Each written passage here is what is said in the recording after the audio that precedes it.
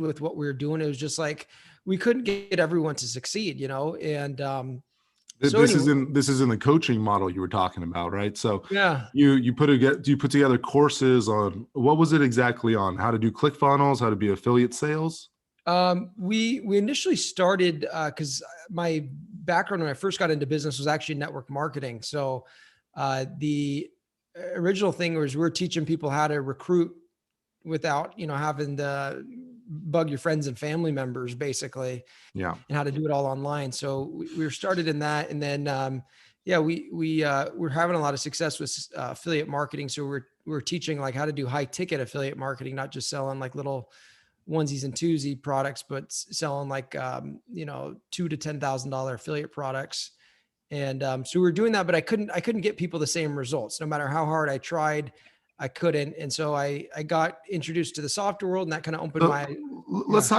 talk about that for a second. So when you were building your network marketing company, what company was it with, and how big of a downline did you develop? Because I remember it was quite large.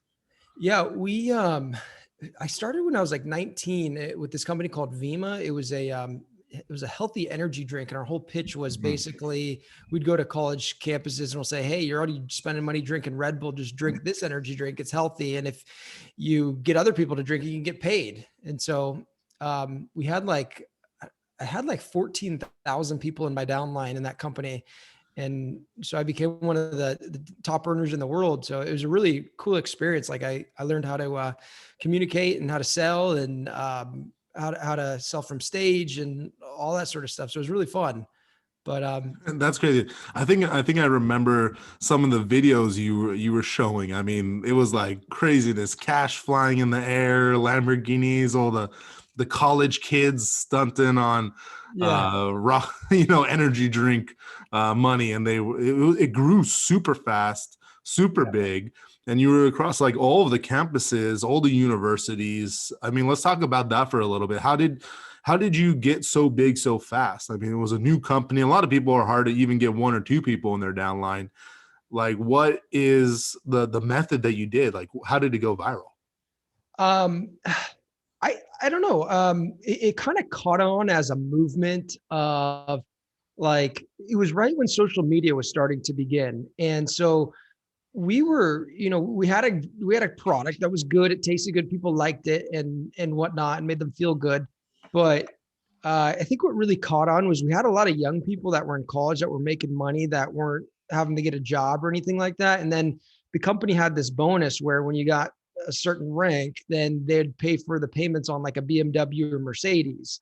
And you'd put Vima on the side of it. It had like this decal that you put Yeah. on the side. So I think we started having like multiple of those at college campuses, kids that are driving around in BMWs and Mercedes. And so it kind of was like, kids were like, dang, that's really cool. Like I just have to drink this energy drink Yeah. and tell people about it and I get paid. And so I don't know, it just caught on, and there's this whole movement called the Young People Revolution inside the company.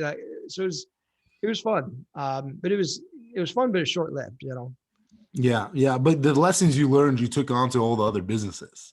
That's the For thing. sure. Is like a lot of people have a bad feeling in their mouth about multi-level marketing, but I truly am a believer that it teaches you the foundations of what you need to run a business, right? How to Yeah. be an influencer, how to get people to follow you, how to be able to sell, how to be able to build a downline, how to get a team that does the work themselves. So it's Yeah. so important. So you took those skill sets and you said, I want to make something a little bit more recurring. I wanted to be able to get a product that I owned, right? You weren't affected by the CEO or the marketing department or the compensation product. You said, hey, I want to own something. I want to be my own man. I want to control all the variables that I couldn't control before. And now you started in a SaaS company. So tell us about the SaaS company you've been running the last couple of years. Okay, so I have to tell the backstory. So I got into it actually. A friend he wanted me to meet this guy in South Florida who was supposedly this big time hedge fund trader, and basically I went out to play around a golf with this guy in South Florida one day, and like I don't know, I met him and he was telling me kind of what he did and his experience, and basically what kind of got me hooked into Well, I'll explain, but the trading world actually is kind of what our SaaS product is in now. But what got me hooked in trading was he was telling me the story one day Yeah. that supposedly, I never verified this. He told me this, and he could have been totally, full of crap, but he told me that he was trading for this wealthy billionaire client of his, and he was trading heating oil back. I think this was in like the late 80s, or maybe it was the early 90s or something like that. And basically he put I think it was $1 million trade on, and the market just went crazy. And supposedly he had made like $147 million on this trade. And he supposedly his commission check was like $11 million for this. Um, Again, I don't know if it was true or not, but I believed him at the time. And so it basically opened my eyes to, wow, this is probably one of the richest guys that I met in person. And I was like, well, maybe I should start looking into this whole trading thing. So I think that's so interesting. It's like we only believe the levels of success that we know, right? And when you yeah, start as an entrepreneur, who do you have around you? You got your family, maybe you got maybe a few friends in college or that you met by acquaintance. But once you start networking, once you start getting out there, you start realizing what's possible. I saw a good meme and it said, some people think that $5,000 a month is a great month. Some people think that $5,000 a day is a terrible day. yeah, Like up your sure. circle, right? So Yeah. the question is like, who are you hanging out with? Who are you closely associating with? And what are you learning from them? Like, what is their norm?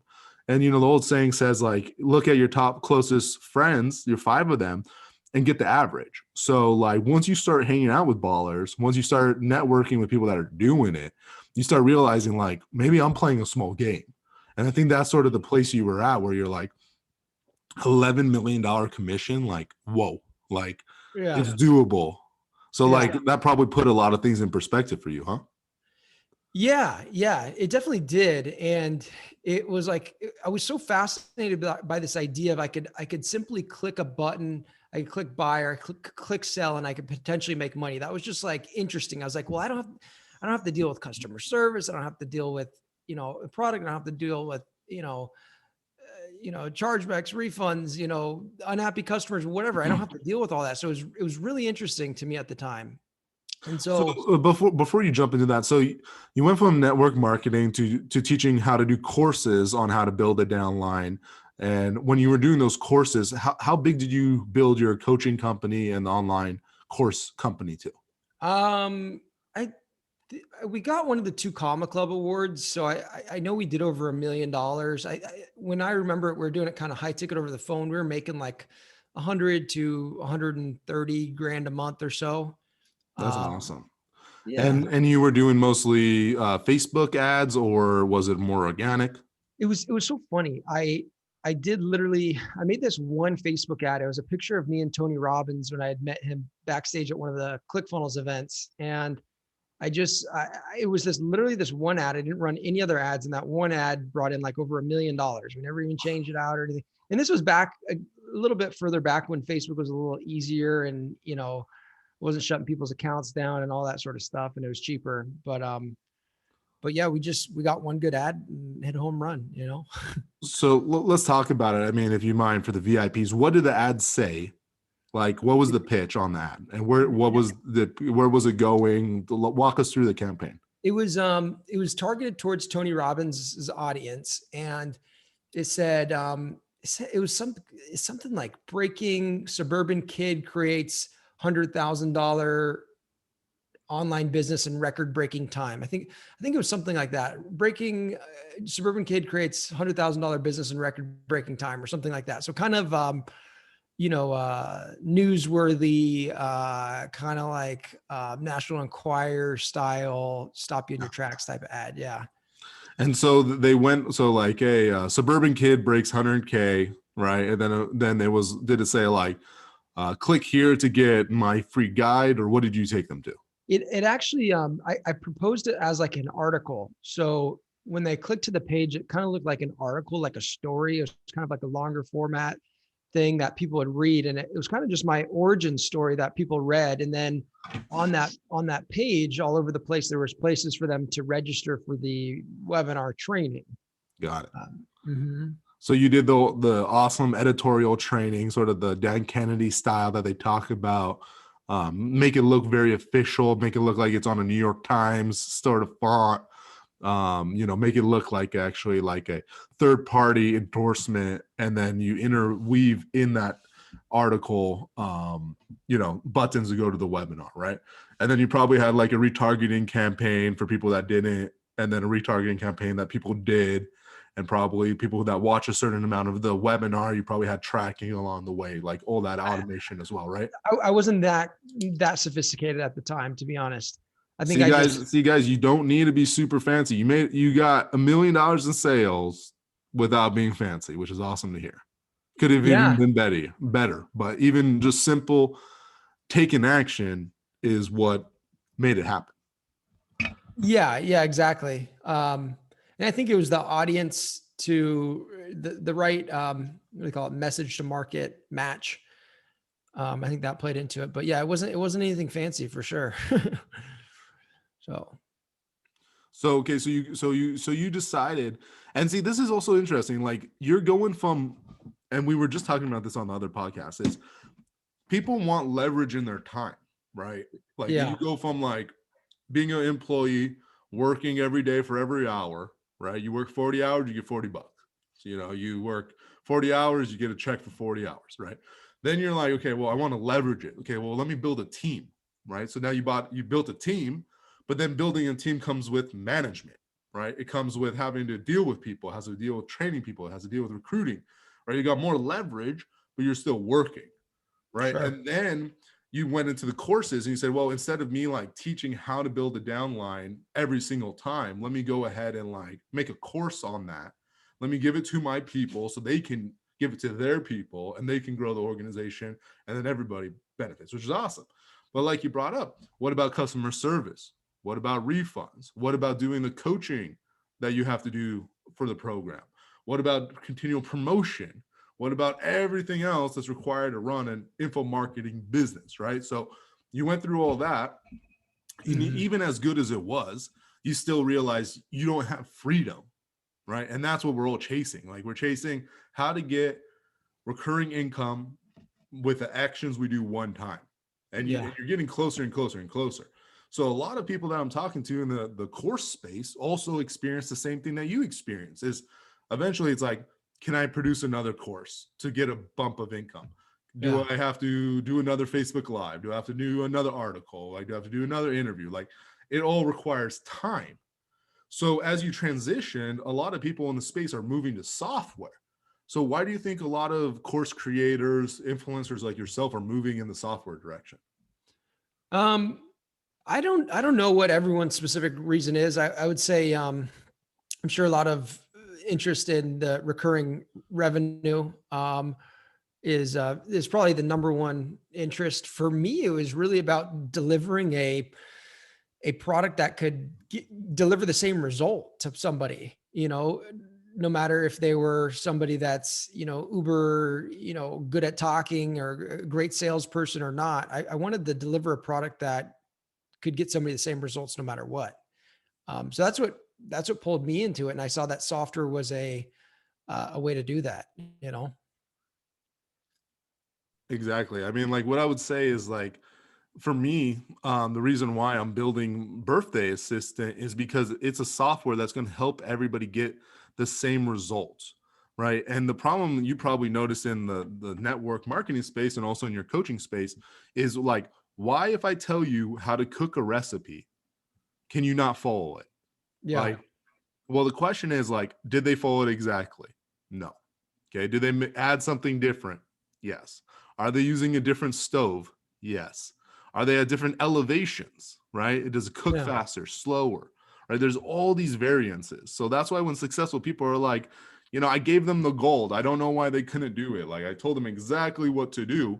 There's two parts, right? There's the mindset part that you developed as an entrepreneur, the fortitude, the consistency, the lifestyle, the habits, all of that mindset stuff, your internal confidence, your internal belief, like, your ability that you gained over time. It didn't just come one day. It came from years of meetings and doing presentations and building yourself up, right? So the mindset. and then the technical, right? Okay, like do this, do that, do it in this order, and do it consistently to now you're like an expert, right? So like nobody was good at podcasting when they started, right? It took hundreds of interviews, all the training, all the courses, all the money invested, and then finally you're okay, you're decent, you're making it work. So that is what I found out is like you can give the best training, you can give the best results, but if you want them to be able to do the same thing, the challenge is we're teaching based off of what we know now versus what somebody needs to know when they are where they're at. Mm-hmm. Right. So like when you first started in the business, that's a conversation when somebody needs to know what to do when they first start in the business, because you can't tell them 5 years down the road what they need to do at the beginning when it's built upon all these foundational blocks. Mm-hmm. And so I found out when we're talking with clients is we have to start at the beginning. We have to evaluate where they are and give them appropriate content and training and coaching based off of that level that they are in their business. So the great thing about software is it levels that playing field, right? If they have the ability to go on the software, follow the training, now that amount of skill and that amount of mindset is sort of automated by the software. Mm-hmm. And it makes it a lot easier for people to succeed. And that's what's great about people like you, Adam, and other people in the industry is like, honestly, they don't want the money. Like we're not here to like sell the courses and make money off the courses. We want to see individuals like succeed. We want to see our brothers and sisters make money. We want them to be the raving testimonials. We want them to go out and tell everybody how awesome it is because we changed their life, right? It's not about the 5K. It's not about the 10K. Like that's the problem. There's people that it is for them like that. And there's others that actually want them to have success. And so you built this system. It made it a lot easier for people to do the trading. And so tell us more about it. It's a system, if you were telling me correctly, it does currency trading, right? Yeah. It does currency trading exactly. Well,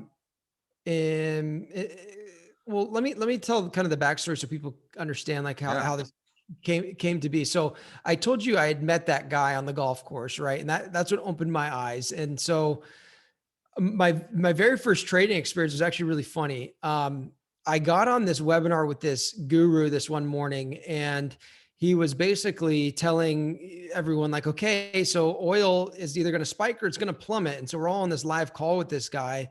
And he's like, okay, there's 5 minutes, there's 4 minutes left, 3 minutes left, 2 minutes left. Okay, 1 minute, everyone go ahead and click buy, click buy, click buy. And so I go ahead and click buy. And I had $10,000 in my trading account. And I saw that my trading account was going to negative 1,000. Then a couple minutes later, it was at like negative 2,000. That was negative 3,000, negative 4,000. And like, I started sweating. I'm like looking at my phone. This is my very first trade that I ever made. And I'm like down $4,000. And the guy's like, don't worry, it's going to come around. It's going to come around. And I held on to it. And in the matter of 4 hours on my very first trade ever, I managed to lose $10,000, blew the entire account. Yeah. So I was all upset, right? I was furious. And so I like take the entire day off. I'm like, I just lost $10,000 and I wasn't making that much money at the time. And so I go to the beach and I'm like sulking, and like at the beach, I have this like aha moment where I was like, if I would have literally just clicked buy instead of clicking sell, then I could have actually made $10,000. And so that's what set me down this journey to kind of figure out how to become a successful trader and what does it take to win consistently. And I was like, well, if I can just be like a casino in a sense where, you know, I win 51%, I just have a slight edge, and I could use this as a wealth creation tool for myself, you know? So anyways, it sent me down this long journey, and I got connected with some people that were really successful traders. And we basically started turning their manual trading strategies into automated, what you could call robots or pieces of software that could take a trading strategy from somebody. You could code it, and that way, you know, you can trade the same way you want to trade without having to spend all the time on the charts and that sort of thing. So that's awesome. So let's talk about that. I mean, you know, I've done a little bit of option trading and a little bit of stock trading, but it really wasn't for me. I mean, honestly, it could be. I just didn't invest enough time. Yeah, Did take a lot of courses. I mean, personally, for me, I'm a believer. Like, I like to control things a little bit more that I can like have, yeah, and a lot of business mentors I talked to, they said the best investment you have is in yourself and your own business because you can sure. actually control that versus shareholders on the stock exchange, news, so all that stuff. So, on that topic, do you believe that the first business somebody should invest in is themselves and like building their own consultancy or their own product or something instead of investing and trying to do like day trading and Yeah. make that like their sole source of income? Yeah, I absolutely do believe that. I definitely think always your best investment is yourself 100%. And secondly, your business, you're going to get way higher returns on your business than you are in any sort of financial market. So I definitely am a strong believer in that. Um, and until you have some money to play around, then you may just want to keep investing in yourself and in your business. Once you've graduated from that stage, then maybe it's time to start thinking about how you can grow your wealth and have a separate business that's making money from your money.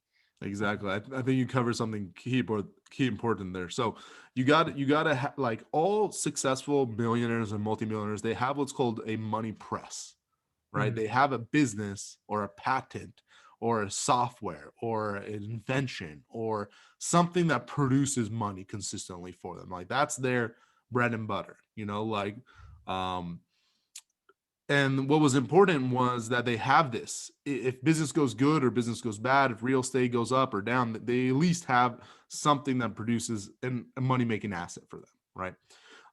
And a lot of the people that I've talked to, they said, "Hey, do not get involved in real estate, like flipping properties or trying to do a development deal or getting a multiplex, unless you have at least 6 months of savings saved up."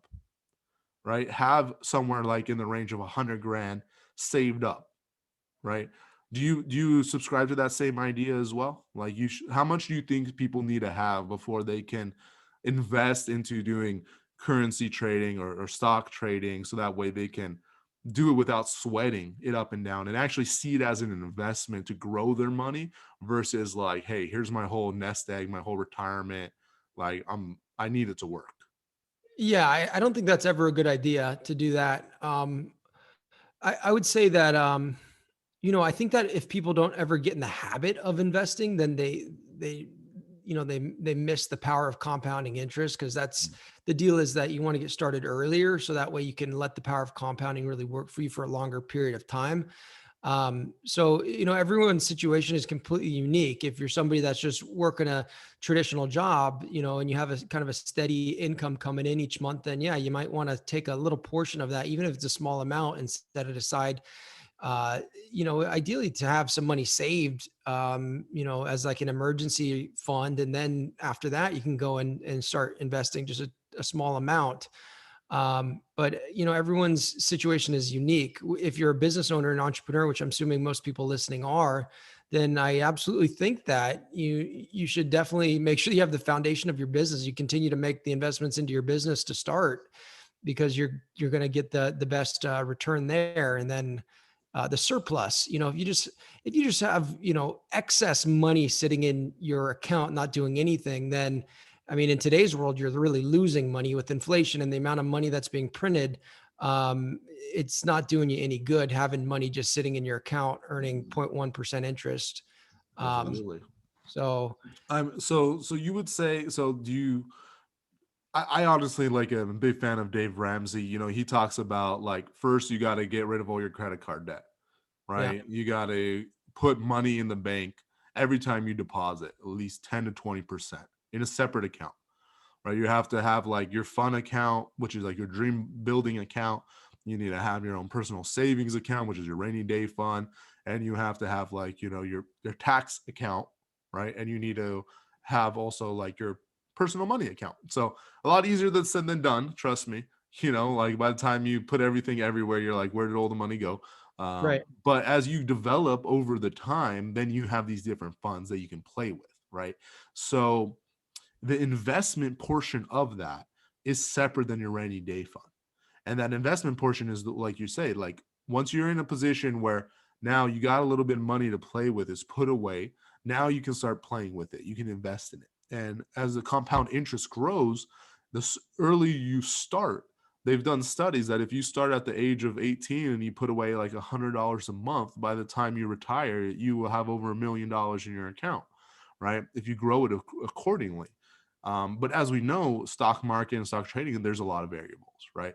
So what's awesome is your software helps reduce those variables and helps you actually see what the trades are and how to effectively do them. So talk to me more about like how the software, from all of the background you did working with these traders, helping them automate their trades, how were you able to build like an AI technology backend that made it easier for them? I mean, that must have been quite a development process and a lot of learning on your part. Yeah, it was a lot of learning for sure. And in full transparency, I'm not the tech guy. I'm kind of the business guy and the marketing guy. I have a fairly in-depth knowledge of trading and different how different trading strategies work, especially in the currency market. But there's other guys that are smarter than I am as far as like coding and how to work with AI and that sort of thing. So we basically came to them with the vision, and they took it away and coded it all to make it happen. But again, it's the simplest way to explain it is it's like a robot. It works based on fixed rules. If one parameter is happening in the market and another parameter is happening, another one's happening, and that signals an entry for us to get into a trade, then it'll automatically get into a trade. And if this happens in the market and that happens in the market, then that signals to get out of the market, right?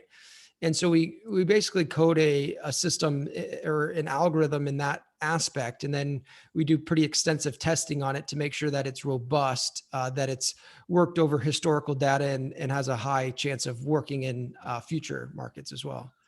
So what I imagine you did is you sat down with them and you asked them a lot of questions, right? You said, what is a good trade, right? When do you know when to get in? When do you know when to get out? And you started modeling and breaking down their process. Is that right? Yes, exactly. Hmm. And so you said, okay, like tell me about the best trades you made. Tell me about the worst trades you made. Tell me about ones that were just okay. Like, and what we're doing in this conversation, we can do the same thing in sales. We can do the same thing in motivation, team building. We have to elicit from them, what did they see? What did they hear? What did they feel? And what was going on in their mind to make that action, right? So that happens in both positive and negative things. Like you want to talk to somebody who's an amazing closer, right? He's got a different association to picking up the phone, right? Versus somebody who doesn't, right? He like sees the lead and then he gets a feeling of excitedness and then he touches the phone, and now like that causes a positive endorphins for him, right? You talk to somebody who's a bad closer, they see it, automatically they feel butterflies and they don't want to pick up the phone, right? So I imagine the same thing happens for successful traders, right? They see a stock and they're seeing like it go up and they're watching the volume, and automatically all of these small things are going on in their mind to think about like that's a good one versus it's not a good one. Hey, it's time to get out, it's time to get in. So how did you sit down with them and elicit these nuances that were important to program the software? Um, well, I totally understand what you're saying about, you want to model success, and there's these different, I don't know what you'd call them exactly. Factors. Yeah. Exactly. In trading, it's at least the way our trading systems work is they're much more mechanical and much more rule based. Obviously, with an automated system, we can't program how the guy feels and yada yada yada. But that's the rules came probably from those initial conversations. Sure. And really the rules have just come from a lot of data. Got You it. know, yeah, exactly. Like, running a strategy over a lot of data will give us insight over to, how robust is the system and what can you likely expect moving forward. So, but you're right. It was all built off of a successful trader, a partner of ours. He was a 10-year bank trading veteran. So he traded for one of the biggest banks in Asia, actually. And so we basically modeled what he was doing in these big banks and kind of his strategies, and programmed it in that way. So So awesome. So why don't you tell me a little bit about, so you got the software now, you guys are programming it. How long did the development process take before you had a beta version ready? it took like a year probably to like do the whole coding and everything like that. Um, but the strategy was really built over the course of like 10 years, Yeah. from all the learnings and insights and everything like that. So yeah, So you had a long-term vision, right? You like knew that like this isn't going to be a flash in the pan software. I'm going to invest my time. This is something that like you really wanted to create, right? So yeah, you put this time in, you create the software. So talk to me about the launch, right? So you got the software ready. yeah. How did you get the influencers on board? How did you get the website ready? What did you do to start getting your first guy? Like how did that feel? And how did you get ready and launch the software? Well, I had a list of people that followed me previously. So I had a decent email list that I had been building kind of throughout the time, and a little bit of a social media following that had been following me around for a while. And so when we were ready to launch it, we kind of just started building the buzz, like you do a traditional product launch, where we started putting out content and teasing people and getting people excited, and getting them curious as to what we're doing. And then we basically had a launch date where we opened up and we did a live webinar, and we had a special offer where they could try it for really, really cheap. And um, it went really good. Yeah, it went pretty good. And so that was a strategy, just building tension and doing a live webinar, having a Okay. good offer. So okay, so let's break it down a little bit. So how many people did you have on your email list when you were starting this process? I wouldn't, my email list was, I think I had like 30,000 people on my list, but it was dead. Like I was getting no traction, nothing on my email list. So it's probably mostly people from social media that were attending Okay, webinar. so you would you go live? Would you like what type of teaser content were you releasing? I was doing like a video like once every 3 days. I think I did a total of maybe like 4 videos over the course of, was that 12 days or so Are in the these video walkthroughs of the software? Are these like you talking about why you created them? Did you do them yeah. in a certain sequence? It was interesting because I knew that my audience wasn't necessarily traders, so I had to really dumb down the language, and I had to like bridge the gap and help them, understand the opportunity that there is in trading first, before I could say, hey, here's this awesome software product that can take a lot of the hard work of trading off for you. Um, so that's kind of how I positioned it. I had to really sell them on the opportunity first, Mm-hmm. um, and then show them the product after that. Okay, awesome. So you help. And this is interesting too. Is like when Henry Ford came out with the Model T, right? He thought it was the best invention in the world. Yeah, But a lot of people were saying, why do I need a car versus a horse? Like I got yeah, to put gasoline in a horse, right? And it was only till he was like, well, your horse can only go for about 100 miles, while a car can go 200 miles. right. He put it in perspective, Yeah, right? Like they didn't understand the need of why they wanted it. So when you're coming out with something innovative like this, you have to take their problem and you have to show that the solution is the software or your product. You have yeah, to identify what's going on and actually help them realize the answer, which is your product. So, especially with what you were doing, like you're saying, is most of your list wasn't traders. So they don't know that they need something like this. So you were probably talking about how to leverage your time, how to leverage your money. Are you working every single day and your investments aren't going up? Probably content like that, right? yeah, yeah. Exactly. Yep. So you're releasing that content and you say, hey, I got something really cool coming up. It's pre-launch. I can't really tell you about it, but you should probably go to this page and get on the waiting list, something like that, right? Yep, exactly. Yep. So they go on the waiting list. So you built this waiting list up as you're getting ready to launch. Do you remember how many people were on the waiting list before you guys went official? I can't remember. I think, for the webinar, the launch webinar, maybe we got, I don't know if it was like 500 or 600 people to register or something like that, if I Wow, remember correctly. that's awesome. So 600 people. And as you were getting that ready, so do you remember the first person that bought your software?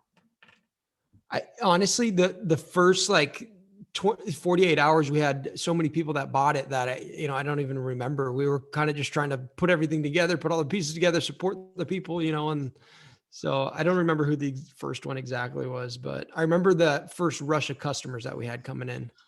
So did you sell any of the software actually before you released it to the population? Like, did you have any beta users? Did you actually have any people pay you for like lifetime memberships or founding member positions? Or did you do like just the traditional launch once you had that list?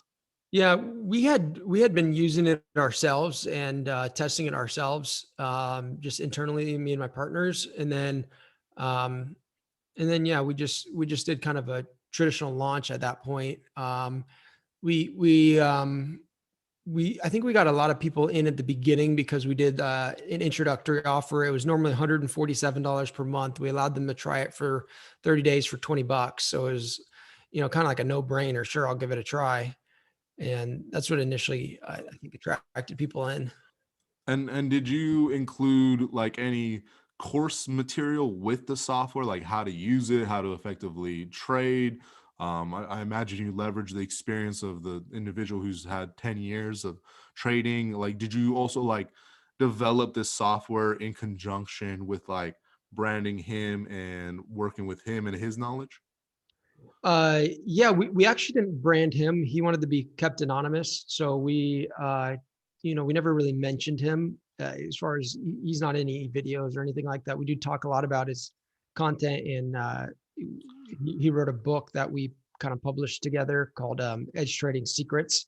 And but to answer your question, yeah, we did include information products with the software. We kind of included like a basic everything you need to know about forex trading um, course and some other content as well. Yes, to go along with the software. Yep. Sweet, sweet. So once you launched, then you got all the flood of people. So let's talk about like that was how many years ago when you guys did this? Because you guys have been around for a little bit, We literally launched it a year ago. a year ago. So on February 6th of 2020. Yeah. It's There been you like- go. it's been like 1 So year. so talk to me about the year. So like a year of planning. Like I mean, you probably invested your own money, right? You had to deal with the team. You have other partners. Like let's talk about that year of putting in the effort without any real result. Like how did you stay positive while it was in development?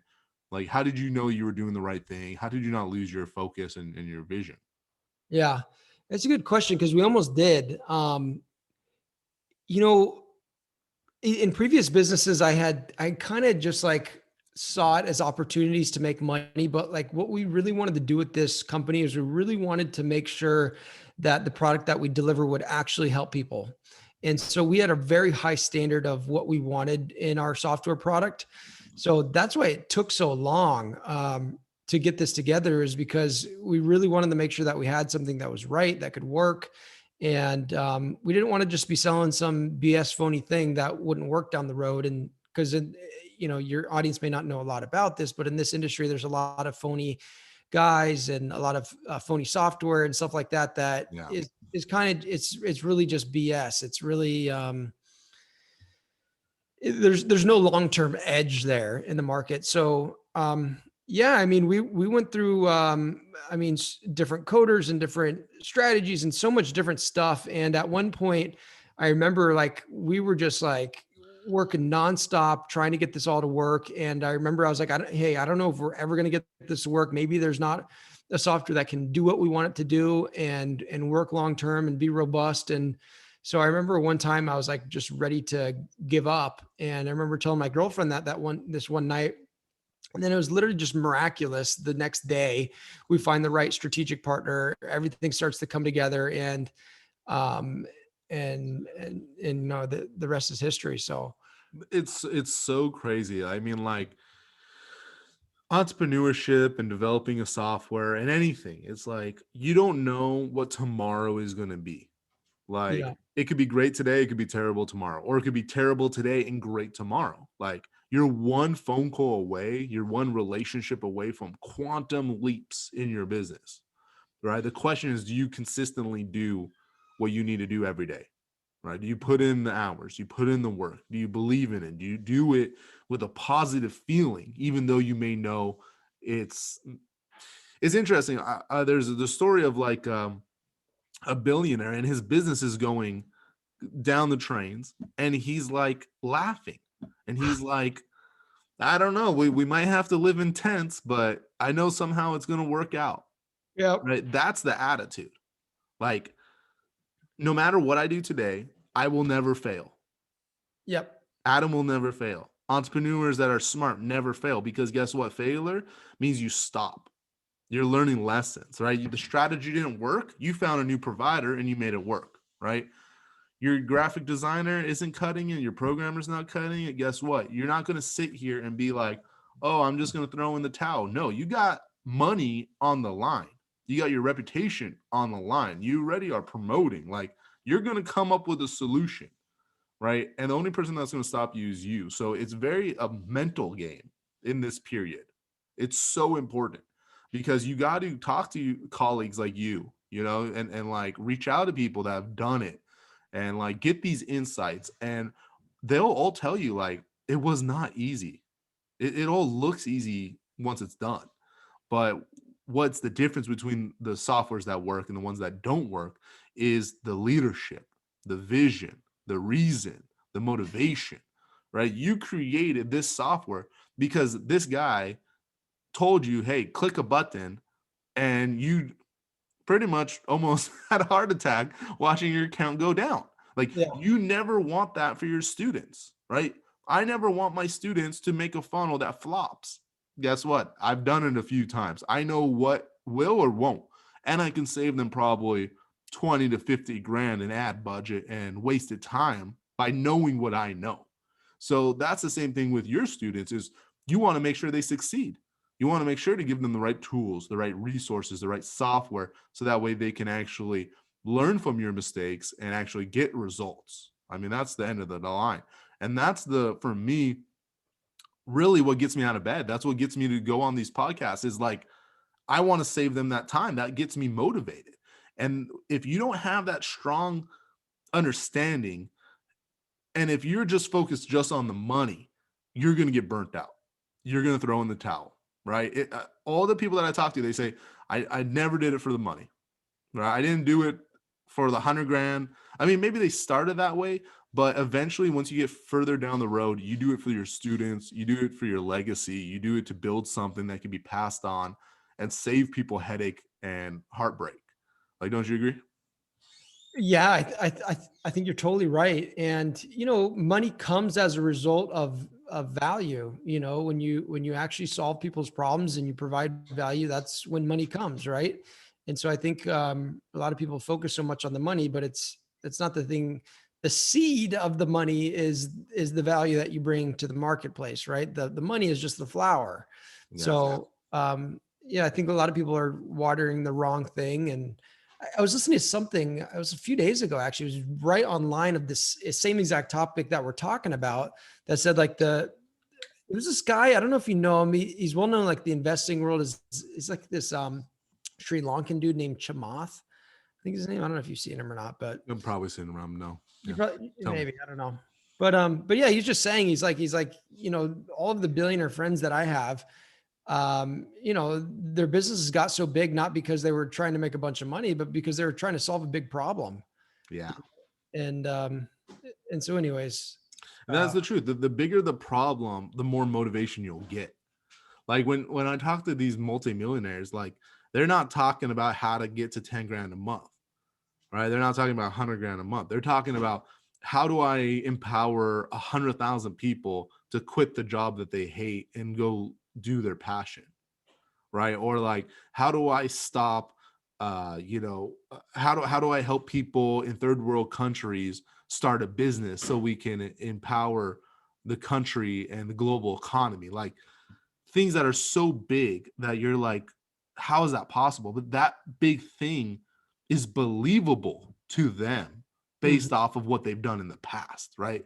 They didn't start out like completely broke saying, I'm going to teach 1,000 people, right? You need to find something that is believable based off your reality, and a little bit more that's a stretch, and push yourself to get there, and then go for a bigger goal, then go for a bigger goal. And oftentimes it's not a goal related to themselves. Like, I want to earn an amount of money. It's about, I want to do something for the immediate people around me. I want to do it for my family. I want to do it for my friends, for my community. And when you do that, it actually engages other people to want to help you with your vision much more than, hey, can you do something for me? Like, Yeah. I know one guy, he's like, I want to help 1,000 entrepreneurs be able to spend more time with their family. Like, that's something you could buy onto, instead of like, I want to help 1,000 entrepreneurs make 10 grand a month. Like, what's the reason behind that 10 grand? It's so Mhm. they can spend time with their family, so they can take care of their expenses, so they can actually focus on their dreams. So it's really important to have this mission and this bigger statement behind your software, so it takes on a life of its own. Absolutely. Absolutely. So let's talk. So now you got the software launched. So now you're a year in up to now. What are some of the growth pains that you've had, and what are some of the things that you experienced after the launch? I mean, you think it's going to be a lot easier than it is, you know? Um, I mean, one of the big problems initially was we onboarded a whole bunch of clients and then we didn't have the customer support to support them, So, building a whole support team, we have a 24/7 live chat team on our site, building that all out. And then, we had something go wrong with our software at one point and, we had to fix that. And that was like a whole deal. And so, we everything. I mean, then we had a phase like where, oh crap, well, we're not getting any new clients. What do we got to do? So there's just constant. I mean, every day there's constant, problems that you need to solve. But one of the things that I think is making us stand out and grow a lot is that we've just focused on constant and never-ending improvement of our products. We are always constantly improving, making them better, and just our whole focus is on helping our clients get results. That's the mission. The focus of the company is to make trading easy, lucrative, and fun. So Ooh, that sounds good. You guys practice that a little bit. yeah, I don't know. I heard it from this like old guy that I used to talk to that we were going to do a deal with, and he's like, yeah, let's make this elf easy, lucrative, and fun. I was like, all right, I like that. Yeah, So that's awesome. So let's talk about it. Okay, so you have probably your board of directors. I mean, your founding team. You probably have your executive team. So how do you identify problems, and how do you put together solutions? Are you using project management software? Are you using Trello? How do you figure out what to tackle and who to do it with in your organization? Well, I have two partners, and so we have a pretty close ear to our customers. So we're always listening to what our customers want and need, and what would help them and make their experience better, and all that sort of thing. So we always have an ear to that. And then, we don't really use anything fancy or anything like that. I mean, we use Google Docs and Google spreadsheets. Yeah. So we don't really have any fancy projects, management software, anything like that. But So you meet with your partners every day, I or do. Yes. right? So do you have like a morning stand-up meeting? Exactly. Yes, yes. We meet in the morning every morning and kind of, you know, go over, hey, what we're working on today and what needs to be done. And, once a week or once a month, we'll have a meeting to talk about what are the bigger projects that we need to get done and who's going to get them done and by what time frame. And so Got it, got it. And so do you also keep like stats Like how many new signups, how many drop-offs, what's the average length of on the software? Yeah, yeah. We do. Yeah, we do keep our key metrics in a line. We look at those every day. So of course, yeah, we're So can you walk me through how a successful stand-up meeting happens at your guys' company? yeah, I mean it's nothing really fancy. We basically it's me and my two partners that meet every day. So we'll just all hop on Zoom and first few minutes is meet and greet, and then we kind of look at, hey, what are all the things that then we'll look at, what are the key metrics. So kind of, how many new clients did we get yesterday? What was the money coming in yesterday? Um, and that sort of thing. And then we'll get into, okay, hey, here's what needs to get accomplished for today. And so we'll see what that is, and we'll assign that to whoever needs to get it done. And then that's about it. So 15, 20 minutes? Yeah, yeah, yeah, exactly. 15 minutes usually. And is it at the same time every day? Usually, yes. Yes. Good, We good. usually meet at was it 8:30 a.m. Pacific here. So do you do a morning stand-up and then like an evening wrap-up meeting? No, we don't actually. Um, You just stay in touch with each other throughout the day, giving status, yeah. and then you report the next day. Yeah, we use Telegram to communicate with everybody on our team, so we're in pretty close, contact throughout the day anyway, so Sweet. yeah. So, I mean, very cool. Okay. So, you were talking about, you noticed a dip in your stats, right? And you're looking at your stats every day, which is critical, right? Like how many new friends added on the profile, how much money made, how many people we lost. You're probably looking at customer service stats also, right? How many chats answered, how many tickets resolved.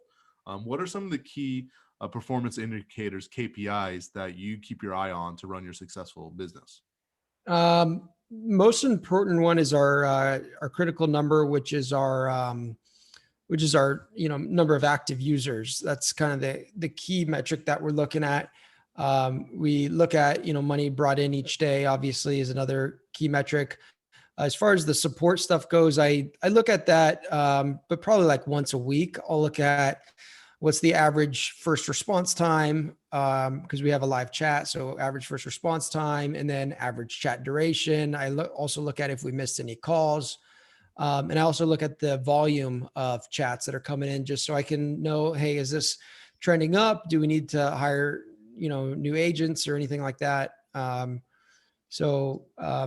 that. And then, the advertising front is a whole nother The set whole of, other thing. it's Yeah. a whole nother set of stats. We're looking at the CPM, the click through rate, the cost per click, cost per lead, all that stuff. So for the customer service, is your customer service here in the United States? Did you outsource it to, Philippines or somewhere overseas? Talk to me about how you're dealing with customer service. We have, yeah, we do pay people that are out of the States. Uh, Several in Colombia, a few in Mexico, and then a few in India as well. So kind of spread out, the dollar goes further. And Yeah. And I mean, the thing is, you mentioned you guys have 24-hour support, which is critical, which is also awesome. Like you don't have to start out that way, but it sounds like, you're very customer focused. Like you want to be able to provide the customers with as much support and resources. So when you started onboarding these new customer service reps, did you put together like SOPs and training docs? Did you do the position first, or somebody on your team sort of like spearheaded that project? Like, how did you ramp up a new rep to be able to deal with all the questions? yeah, that's great. So we definitely, when we first launched, me and my partners were doing it, and very quickly got tired of doing that. So we did learn kind of, hey, what systems do we need to have in place? So we definitely do have for actions that they continuously take. We do have standard operation procedure documents, so people can just say, hey, here's the problem. Okay, go to the doc. Here's what to do. So we have that, as well as in the chat software that we use. It's called Talk To. It's really cool, but there's things called shortcuts. So it's just kind of like canned responses for certain things, and then you got to build out support articles and videos that you can direct people to and stuff. But now when a new person comes on, we do have like a training that we put together inside of like a little membership site. And then, so they'll go through that and get familiar with our products and everything in our process. And then basically we'll pair them up with somebody that's already trained, that's one of our good reps, so they can work together for a few weeks. So I guess the question is, when somebody's just starting, they want to hire a customer service rep, they want to hire a VA. When you were hiring your first one, right, after you guys were like, it's too much, were they just doing customer service, or were they doing other tasks? Like, how did you know that you were ready to hire somebody to do it? Because oftentimes, customer service rep may not have phone calls or chats the whole day. How did you address that issue? Yeah. So, I don't know who your audience listening to this is. If there are a lot of courses or coaching programs, maybe you don't need 24/7 support. But for us, when we're dealing in the financial markets and with, trading that's open, the Forex market's open 24 hours, 5 days a week. So we have people from all around the world that are our clients, and they want to be able to contact us. So that was pretty important that we have live chat. And not all companies in our space do, but we wanted to go above and beyond again to help our members become successful, because we know that if we can help them become successful, they're going to stick and become raving fans. So with that being said, how did we get to that point? I mean, I just got to a point very quickly where I was like, hey, my attention is needed elsewhere. I have, I have a lot of things that I need to get going that are higher level, that are more strategic. And we need to bring somebody on to start doing this. What I'm trying to get to is like, what are your reps doing when they're not fielding inbound chats and handling tickets? I don't know. I don't know. We try to keep their activity meter, right? You're probably like using some type of screen recording software, I imagine. Or you're watching how many chats they're doing per hour. Would you recommend somebody, if they're not 24 hours and they're not getting extensive amount of issues, would you recommend, if they're a little bit more on the beginning side, to have a dual role of support, live chat, and then have that person do other like virtual assistant, VA tasks, and other manual stuff? Would you suggest that, or would you say just have a support person and just have your VA? No, I would definitely say to maximize as much as possible. I think one of the things I got from a business coach that I used to have is he would make us do like basically we would write down what we're doing every 15 minutes of the day for like a week. And then that way you really have a clear idea of like, what are you spending your time on? And after kind of what are the items you're spending your time on, then say, okay, well, what if these items could be delegated to somebody else, And so that way, if this person, there's not enough chat support or necessary, or there's not enough tickets, then they could be doing something else, like, commenting on your people's social media. They could be, I don't know, whatever other tasks you have. But yeah, maximize, of course, your employee output, as much as you possibly can, of course. That's awesome. So, so this is the part of the interview where I like to call the VIP bonus round for you guys that are digital marketing mastermind professionals. You're part of the group. You're going to be able to watch this video. So I'm going to ask Adam a couple fire round questions, and he's going to drop the knowledge. And let's get into it. So, Adam, biggest lesson that you learned in entrepreneurship, what was it? Whoa. I would say that the entrepreneurship game is all mental. It's all mental. And I would say that having faith that what your vision is and believing that it can actually happen is probably one of the most important things that you could possibly do, because it's so like fundamental and stuff. It's stuff that I learned in network marketing. Like they had us read Think and Grow Rich, but just really getting the concepts in that book, and none of them really have to do with business in specific, but it's understanding like, how do you create anything in your life, understanding that creation process of like, getting a thought and turning that into a crystal clear vision and then believing in that vision, just you can create success in any other part of your life. So I think the better I get at just the creation process in of itself, the better I get at business. So I would say that anybody that's wanting to, that a beginner that's wanting to get better at entrepreneurship is like, focus on that, because everything just seems to fall in place when you really understand that process of how do you turn a thought into reality. Not to get like too woo woo or anything like No, that, no, it's the truth. but It's all the truth this, because your current mindset is a dictation of your current business, and your bank account is a current realization of your manifestation of your actions.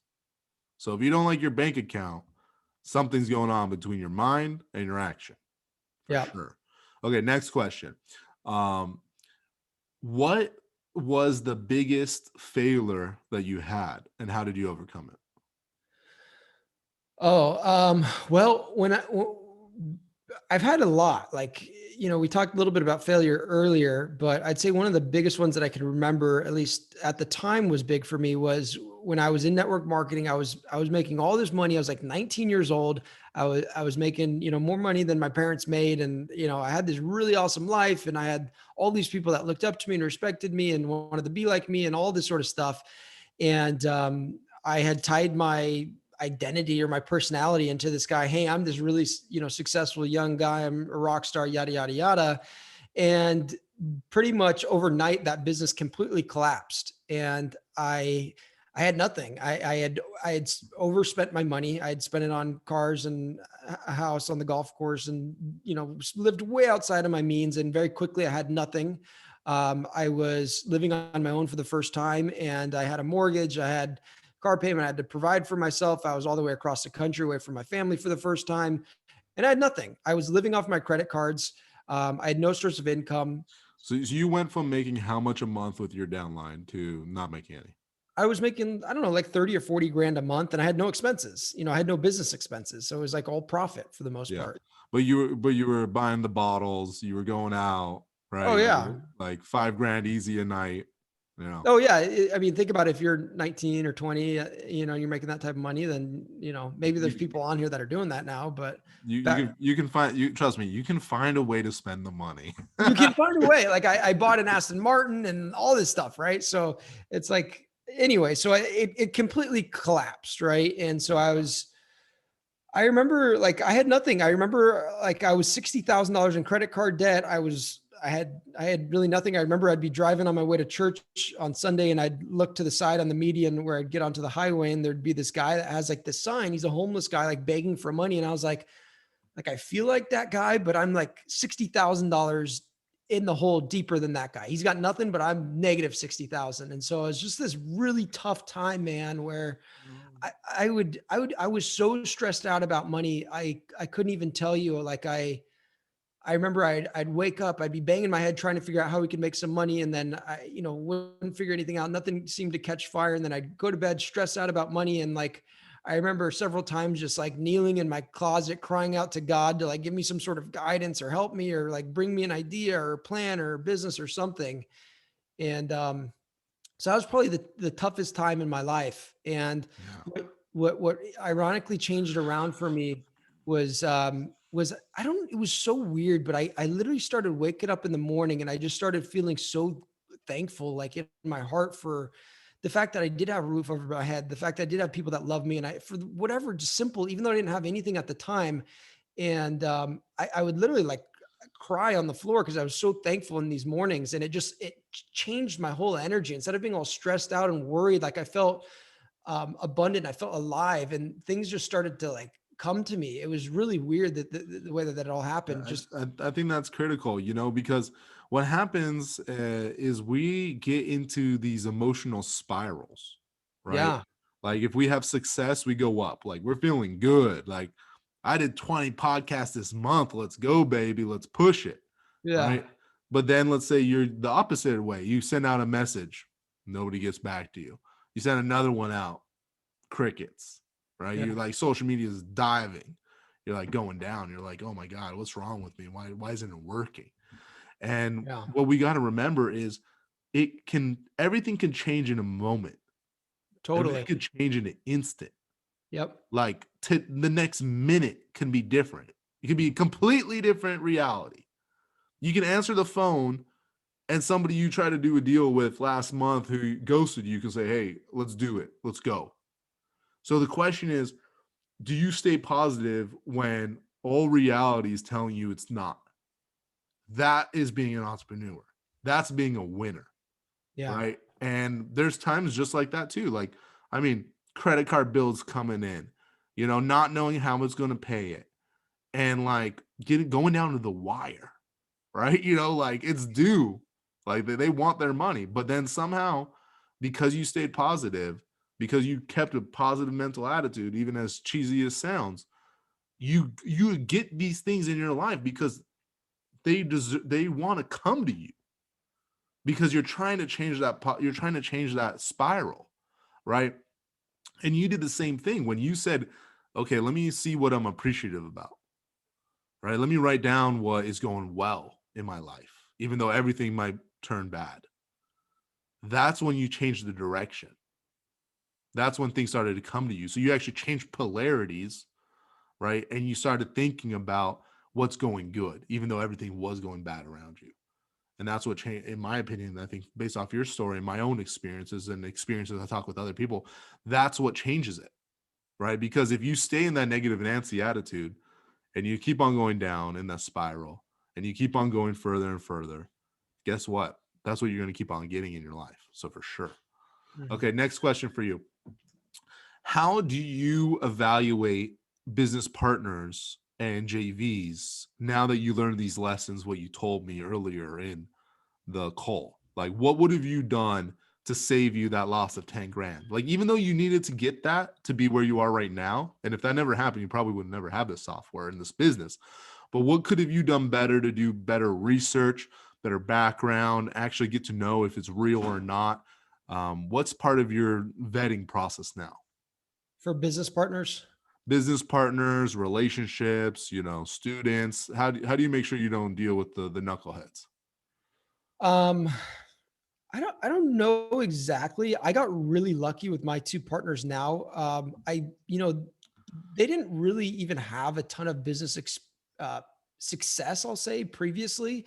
But the reason why I really liked these guys was that they're extremely hungry and they're willing to do just about anything to create success. And I know that that is probably the number one key to success is you got to be really hungry to figure it out. And my two partners, they were just the hungriest people that I'd ever met. And so that's why I decided to partner with them. And also they're great people. They're extremely honest. They're members of the Mormon Church, so they don't even drink, they don't smoke, they Yeah. don't have sex before marriage. They're very just kind of like clean cut, type of people that are I just. guess my question is, how would have you known before when you were introduced to that guy that it wasn't the right opportunity, or maybe he wasn't telling the truth? Like, was there anything you could have done to get to know him better, or ask for references, or do anything that maybe could have saved you from that pitfall? Yeah.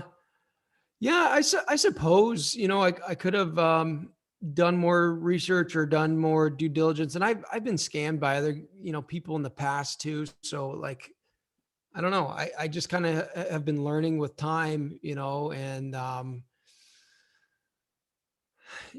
don't know if I have a great answer for you Okay, on so let's ask this. So based off of the other ones that, have been dishonest or scammed you, have you seen any commonalities between those individuals? um Like they're overly flashy, or they yeah, don't they yeah, don't show you the bank account, or they don't show you real like client success wins. yeah. I would say a lot of these guys I fell for like things that sounded too good to be true. Because I just got so excited about it and maybe my excitement kind of wore off and my logic wasn't there as much because I was so excited about something. But I've noticed several times in my life where things have gone really sour with people that have either scammed me or whatever. It's just, I've fallen for things that sounded too good to be true. Um, and, maybe I just need to be a bit more logical. And, if somebody says something that sounds really, really good, really check them and see if that's legit instead of Yeah. just blindly trusting somebody. I think that's important. I mean, what I've learned is like really take your time with the partnership. Like figure out who they are, you know, visit their house, try to get to know their family. Like Mhm. go Yeah. see them, go play golf with them. Like Yeah. try to get to understand them much more than just, hey, I'm working with you. Like who are you as a person? Yeah. Like I like to actually test people, like send them a little bit too much money Yeah. on like a wire transfer and see if they say anything. Yeah. You know, Yeah. see if they go attend the meeting that they need to attend and they're early. You know, do they message you if they're running late? Yep. I like to check references. Like I check mutual friends. Like, do they know somebody that I know? Like I ask, hey, how Yeah. have you ever done business with this guy? How was it?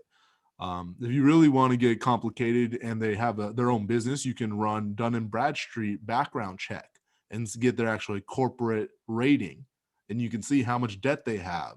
Do they have they ever defaulted? Is there any current lawsuits out there? So you can definitely dive that deep if it's a serious partnership. Overall, you got to remember when you're dealing with somebody and you're building your software, you got to figure out some win-wins, and you also have to make sure that this is the right person for you to do business with long term. So Mhm. thanks for those deep questions. Really appreciate it. If you guys are VIPs, hopefully that helped you the insight into how Adam runs his business. So let's wrap it up. I know you've been here dropping the knowledge. I really appreciate it. So now that you're 2 years in, if you mind sharing how many active users you guys have on your platform. I think we have about 700 currently. So 700, and they're paying how much per month? $147 per month is our base membership, and then we have another product that's a $47 a month, and then we have like an annual thing, and so yeah. Okay, so I'm terrible at math, but I would say 100K a month recurring. Yeah, I think right around there. Yeah. Okay. So, I mean, and when you came in, and it's been a little bit of a process. I mean, you actually achieved your goal, right? And you're only growing from here. It's still fairly new. Yeah. What was your initial recurring income goal that you wanted to reach for yourself? Um, I remember when we first launched it, we were like, if we get 100 people, that'd be great. So that was kind of like our initial goal was to just get 100, and then we got that like first week. So that was awesome. Um, so anyways, our goal for this year is because we've been in business exactly about 1 year at the time we're recording this podcast. So we did decent this first year. We really nailed our products and have a base of raving fans. So now this year we're just focused on growing. So our goal for this year is 2,000 members. That's awesome. So for the people that are listening, let them know how they can find more information about you, and what is the website for your software? How can they reach out to you and maybe get some of the bonuses that we were talking about, and be able to get access to the software so they can do better trading themselves? Our site is blueedgefinancial.com, and I'm not really super active on social media. So if you are interested in trading, you can check out our YouTube channel. It's Blue Edge Financial on YouTube. We post mostly stuff there. So if you are, I'm assuming a lot of you guys are probably brand new, maybe don't know a whole lot about that. Maybe start there on YouTube, and then yeah, feel free to try one of our softwares. You can see them on our website. Terrific. Well, thanks so much for coming on the show, Adam. I do appreciate it. It was great learning the insights of how you grew your software, how you've now taken it over to 700 active members. And thanks so much for coming on Secrets of Digital Marketers.com. So excited to have you in the membership area and include your information and be able to get this content out to the VIP members that are looking to grow their audience and be able to learn the nuances of what it takes to develop a successful SaaS startup, and also the mindset of what it takes to be a leader at the helm of the ship to be able to take your team and your product to the next level. So thanks again for coming on to Secrets of Digital Marketers. Great to have you, Adam. Look forward to having you back more, and hope you have a terrific rest of your day. Look forward to the other interviews that we're going to be releasing in the VIP membership area. And if you aren't part of the digital marketing mastermind professionals yet, make sure to join us on Facebook and get access to this podcast and a ton of other ones that we have with bonus resources with top entrepreneurs just like Adam. So thanks again for being on the show, Adam. Thanks so much, Alan. It was a lot of fun, man.